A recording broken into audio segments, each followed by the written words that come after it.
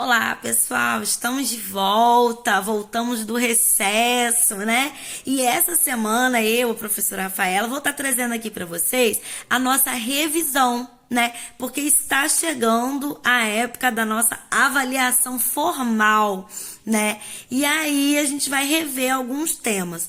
Para essa semana, a gente vai falar dos meios de transporte, né? A gente vai falar um pouquinho também da urbanização, por isso tem essa imagem aí, né, de uns prédios, né, o ônibus, que tem a ver com o tema da nossa aula. Além da urbanização dos meios de transporte, a gente também vai falar um pouquinho do que a gente viu nas aulas passadas, que foram as comunidades quilombolas tradicionais, e lá no comecinho do trimestre, quando a gente falou um pouquinho de pirâmide etária, tá? O primeiro tema da nossa aula são as pirâmides etárias, né? Que é esse gráfico que viram aí, né? Então a gente vai ter aí, de um lado, né, representando feminino, representando o sexo feminino, as mulheres, e do outro lado a gente vai ter ali, ó, a representação do masculino, né? Então, aí a gente representou de vermelho e azul. Cada faixa, a gente vai ter ali uma faixa etária que varia de 4 em 4 anos, né? A pirâmide etária, ela traz várias informações pra gente, né? Então a gente consegue ver a qualidade de vida, a gente consegue ver, por exemplo, a área em que possivelmente o poder público vai investir mais ou vai investir menos, né? E aí a gente tem essa situação aí utilizando o gráfico da pirâmide etária. Quanto mais ela se assemelhar a essa pirâmide que eu trouxe para vocês, né?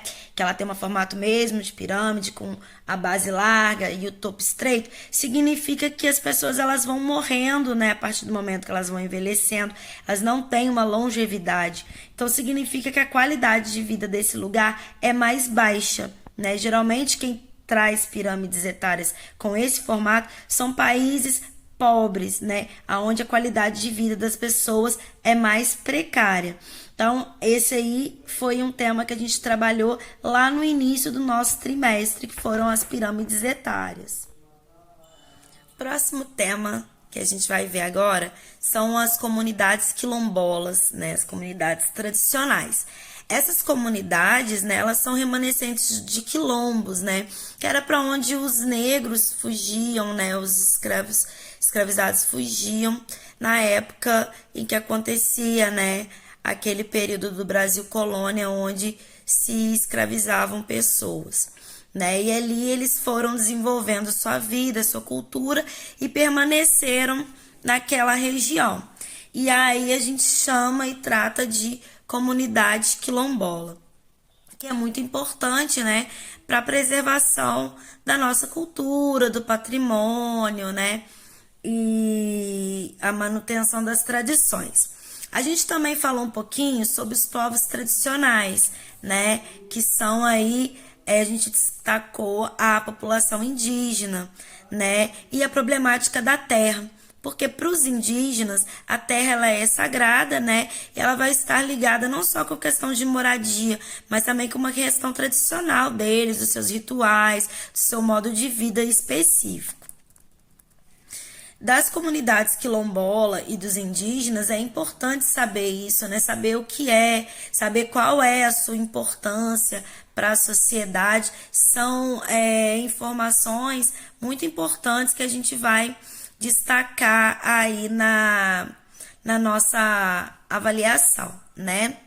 A gente tem outro tema que é a urbanização, né? O que é a urbanização? É o crescimento da área urbana, ou seja, da cidade, em relação à área rural, que é o campo, né? A roça, vamos dizer assim. Então as pessoas elas começam a sair do campo e viver na cidade, ou acabam outras pessoas vindo de outros lugares e indo morar nas cidades. E aí com isso, o número de pessoas morando na cidade aumenta bastante. E aí a gente vai ter uma população residente na cidade maior do que a população que reside no campo. aí a gente tem o fenômeno da urbanização. O êxodo rural, que é outro tema que a gente tocou aí na nossa aula, estou trazendo no material impresso e aqui na revisão, é essa fuga. Êxodo significa fuga, saída, né? Que as pessoas saem do campo em direção à cidade. Por isso que chama êxodo rural. E isso aconteceu muito por causa das indústrias que foram chegando no Brasil, né? O incentivo a essa industrialização que fez com que as pessoas buscassem mais oportunidades de trabalho, melhores condições de vida na cidade. O próximo tema, né, que a gente vai trazer aqui é os meios de transporte, né? Então, os meios de transporte, eles são muito importantes porque eles vão estar ligados a essa questão da urbanização, da mobilidade urbana, e eles vão estar também relacionados com a questão da industrialização, né? Urbanização e industrialização são duas coisas que caminham juntas, né? Então, os meios de transporte, eles vão servir para transportar os passageiros, os trabalhadores, as pessoas que precisam circular na cidade e também para transportar as mercadorias e as matérias-primas. No Brasil, foi eleito, né, o transporte rodoviário devido ao incentivo das indústrias de base, como a indústria siderúrgica, né, que ia trabalhar com aço para poder produzir esses automóveis aqui no Brasil, né, a indústria petrolífera, que ia produzir o diesel para os caminhões, a gasolina para os carros, né, também o incentivo das indústrias. Então, foi um momento que o Brasil viveu, assim, um grande dinamismo econômico, né, com grandes obras, e as pessoas, né, passaram a vir residir nessas regiões que estavam mais aquecidas. Então, os meios de transporte são essenciais para essa vida urbana, né, e essa industrialização que aconteceu.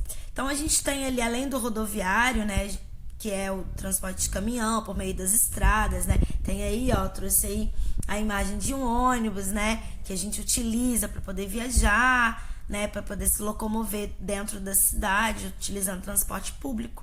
A gente tem também, né, outros tipos de meio de transporte, como, por exemplo, o hidroviário, que é muito utilizado na região norte do Brasil, porque lá a gente tem um relevo mais plano, um relevo de planície, né, em que os rios, eles são rios navegáveis, são rios que são muito volumosos, né, tem uma profundidade ideal, e eles, né, são rios que possuem potencial de navegação, diferente, por exemplo, aqui da nossa região sudeste, que os rios são de planalto, eles têm muita cachoeira, muita queda d'água, então não dá pra gente trafegar aqui nesses rios de planalto. Os rios trafegáveis são rios de planície, né, que possuem uma grande extensão e uma profundidade adequada.